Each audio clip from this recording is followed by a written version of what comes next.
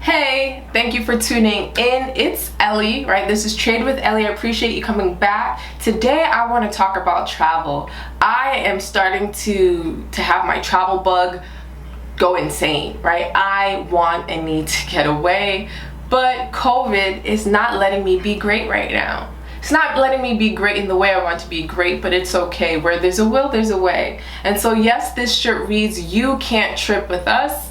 And there are a lot of people that cannot trip with me currently, and I hope with you as well, because the idea is you're only spending time with people you live with, and if you are going out, spending time outside with a select number of individuals, you have a quarantine, certain people that you are linking with, and these are people that are practicing, keeping their distance from other people and washing their hands and just doing their part. That's the biggest thing for me. I want to leave the US. I want to leave New York. But everyone isn't doing their part. A lot of people still don't believe that COVID is real or that you can catch it, right? So it's not that the virus is always going to be around, right? That's something that's just going to be there. I just don't trust people enough to want to get on a plane right now. However, if you're out there and you currently want to travel, right, the question is now a good time? When should I start traveling? In the beginning of March, I said to myself, you know what, I'm good for the year. Right? Cancel all travel plans, like whatever. Nothing is going to be happening this year. I will wait until January 2021, right, to pick things back up. But now it is July, and I'm just like, I need to do something. I need to go somewhere. I need to plan a trip. Normally, every 2 months, I do get that travel bug, and I'm like, all right, if I'm not about to go on a trip within 2 months, I need to be planning for something. And if I'm not currently planning for a trip, then I need to find a trip to plan that I will be going on, right? It's pretty much that simple for me. So if you're out there and you're questioning, is now a good time? Let's look at it this way, right? There are a number of pros and cons to traveling during COVID, right? Some of the pros are people are saying that the airport is not as crowded.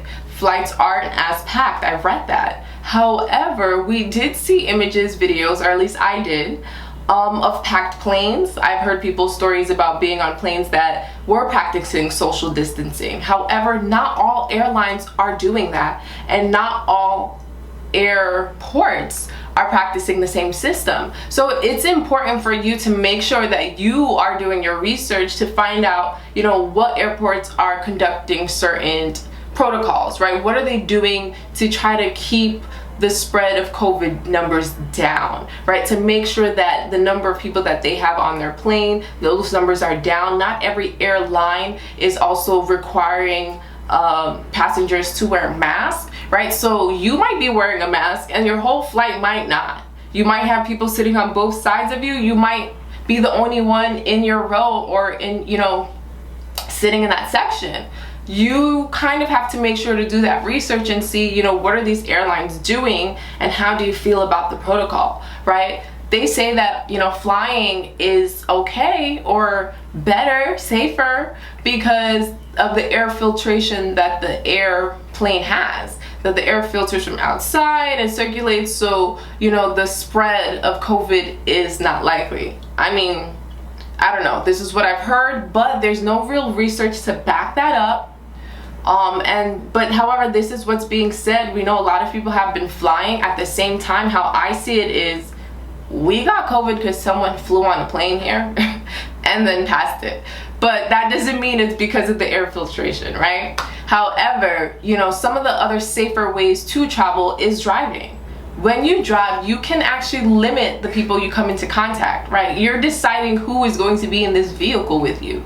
On an airplane, you can't decide if you want to be next to that person or not. They're going to be next to you. They're going to be on this plane. You can't, you can't opt out of that unless you decide to just not get on the flight anymore because Joe back there is coughing and is not wearing a mask and you feel uncomfortable. However, if Joe's in your car, you could kick him out or just not have anyone in the car and drive alone. So being able to drive is definitely a plus right now. I've never felt like I wanted to know how to drive or have my own vehicle until now. Like, just the privilege of being able to get up and go, to be in my own bubble, to not have to interact with people, being on transit is definitely, I'm very grateful to be able to have that, to have a license, to have a vehicle to drive, and to be able to limit, you know, the interactions I have with a number of individuals. So that is the plus side to driving, right? You can dictate that. You can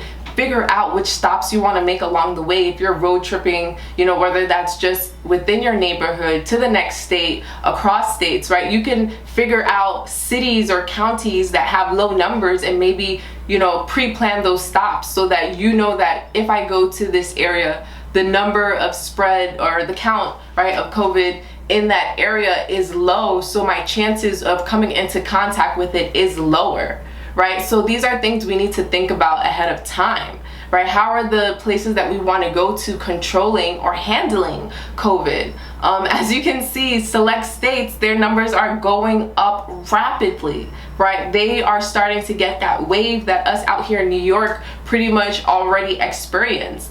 So, you know, you want to think twice, maybe, do I still want to go to these states or to these cities that are having rising numbers? Or, you know, do you prefer to go somewhere else? When it comes to stay, right, where are you going to be staying? Are you staying at a family friend's home? Are you staying in an Airbnb or a hotel? Right, that's where a lot of people have questions now. Is Airbnb better, or is staying at a hotel better? And you kind of have to do your research with that too and ask questions. Find out how the hotel is handling COVID. You know, what process are they doing? If you know anything about the hotel business, right, prior to even COVID, they don't wash every single thing in a hotel room. They're not washing the pillows, the pillowcases, the duvet, the comforter, the flat sheet, the fitted sheet, like the carpet. They're not washing every single thing, right? So I want you to think about that, and then think about that now, right? You probably slept in a couple of hotel beds before where only the bottom sheets were washed but not the top sheet, or vice versa, right? Whatever the case is, you've probably been in a situation, unless you always bring your own sheets or blankets to put on the bed, to lay on the bed, or maybe you request brand new ones to be brought in. There is a great chance you already slept on sheets that someone else already did, or a blanket, whatever the case is. So now, right, with COVID happening, how are these hotels really handling that, right? How are they handling this? And what is their step, right? Are they wiping down all the countertops as well? How long has it been since someone occupied that room? Are they airing out the room before you come in, and for how long? That's the same questions you can ask the host of an Airbnb that you want to stay at. When was the last time someone has occupied this room? Like, did they just leave a few hours before I arrived? If so, what are the process of cleaning to kind of keep COVID from spreading?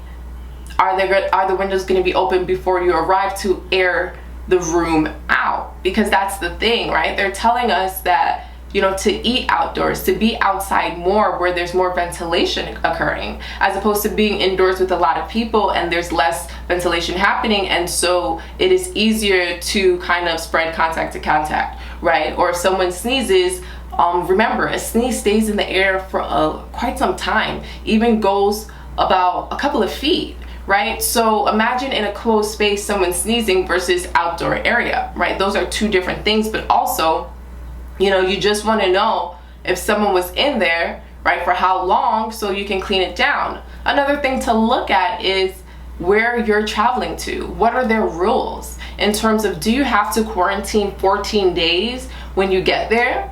If you leave that place and come back to your home, are you going to have to quarantine again for an additional 14 days? This might be the difference between taking that trip now and taking that trip much later. However, there are countries, right, that have opened up and are allowing us to travel to right now that have been handling COVID really, really well. And then there are some countries that we are still banned from being able to go to because our numbers in the States are really, really high. So the question still stands, is it a great time to travel, right? And that's something that you have to ask yourself. Is it a good time for you to travel right now?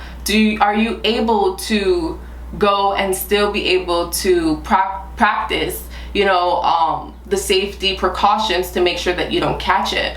Are you able to be there and back without having to quarantine for too many days? That's gonna kind of mess up whatever schedule you're on, whether that's your work schedule or being around family, right?